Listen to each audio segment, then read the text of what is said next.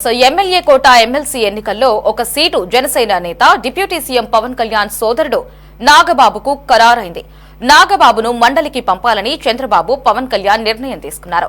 ముఖ్యమంత్రి చంద్రబాబు ఉప ముఖ్యమంత్రి పవన్ కళ్యాణ్ నిన్న అసెంబ్లీలోని సీఎం ఛాంబర్లో భేటీ అయ్యారు. ఎమ్మెల్యే కోట ఎమ్మెల్సీ ఎన్నికలు సహా వివిధ అంశాలపై గంట పాటు ఇద్దరూ చర్చించారు. ఎమ్మెల్యేల కోట ఎమ్మెల్సీ ఎన్నికలు, అభ్యర్థుల ఎంపికపై ఇద్దరూ కొద్దిసేపు మంతనాలు జరిపారు. ఎన్నికలు జరుగుతున్న 5 స్థానాలలో ఒకటి నాగబాబుకు ఖరారు చేశారు.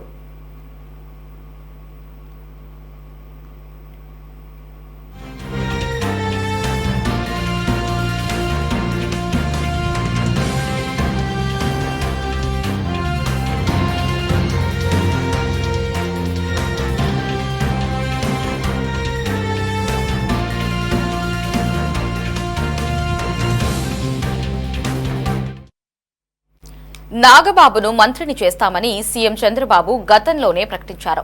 కూటమి ఒప్పందంలో భాగంగా నాగబాబుకు మంత్రి పదవి ఇస్తామని చెప్పారు. అలాగే నాగబాబుని ఎమ్మెల్సీ చేసి మంత్రి పదవి ఇస్తామని పవన్ కళ్యాణ్ కూడా క్లారిటీ ఇచ్చారు. ఈ నెలలో 5 స్థానాలకు ఎమ్మెల్యే కోట ఎమ్మెల్సీ ఎన్నికలు ఉన్న నేపథ్యంలో అందులో ఒకటి నాగబాబుకు కేటాయించారు. ఈ నెల 20న పోలింగ్, అదే రోజు సాయంత్రం కౌంటింగ్ జరుగుతుంది. ఈ నెల 30 తర్వాత కొత్త ఎమ్మెల్సీలు ప్రమాణం చేస్తారు.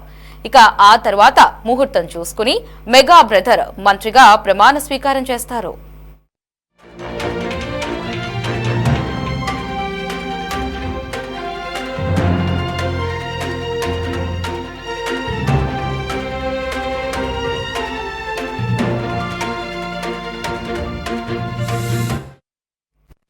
మెగా బ్రదర్ కు ఎమ్మెల్సీ బెర్తు, ఆ తర్వాత కేబినెట్ బెర్తు ఖాయం కావడంతో ఆయనకు కేటాయించబోయే శాఖపై విస్తృత చర్చ సాగుతోంది. ప్రస్తుతం ఆయన తమ్ముడు పవన్ దగ్గర 5 శాఖలున్నాయి.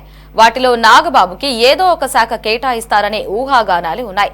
అయితే నాగబాబుకు కందుల దుర్గేష్ నిర్వహిస్తున్న సినీ ఆటోగ్రఫీ శాఖ ఇస్తారనే ప్రచారం కూడా జరుగుతోంది. ఇక కందుల దుర్గేష్ పర్యాటక సాంస్కృతిక శాఖతో పాటు సినిమాటోగ్రఫీ శాఖ కూడా చూస్తున్నారు. నాగబాబు సినీ పరిశ్రమకు చెందిన వ్యక్తి కావడంతో ఆయనకు సినిమాటోగ్రఫీ శాఖే సరైనదనే అభిప్రాయంలో కూటమి పెద్దలు ఉన్నారని అంటున్నారు.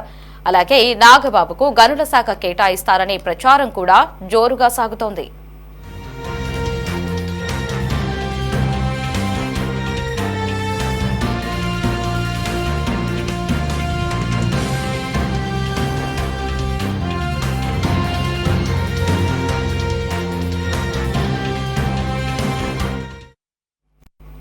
అంతేకాదు, నాగబాబు మంత్రి అయితే మరో ప్రత్యేక గుర్తింపు కూడా దక్కుతుంది. అన్నదమ్ములు ఇద్దరు ఒకే కేబినెట్ లో ఉండడం రికార్డ్ అవుతుంది. ఎందుకంటే ఒకే కుటుంబం నుంచి అన్నదమ్ములు ఒకే కేబినెట్ లో మంత్రులుగా ఉన్న పరిస్థితి గతంలో ఎప్పుడూ లేదు. తండ్రి కొడుకులు చంద్రబాబు, లోకేష్ మంత్రివర్గంలో కొనసాగడం ఇది రెండోసారి అయినప్పటికీ అన్నదమ్ములు ఒకేసారి మంత్రులుగా కొనసాగిన చరిత్ర గతంలో ఎప్పుడూ లేదు. ఇక తమ్ముడు డిప్యూటీ సీఎంగా, అన్న మంత్రిగా ఉండడం అనేది ఓ రికార్డేనని రాజకీయ విశ్లేషకులు అంటున్నారు.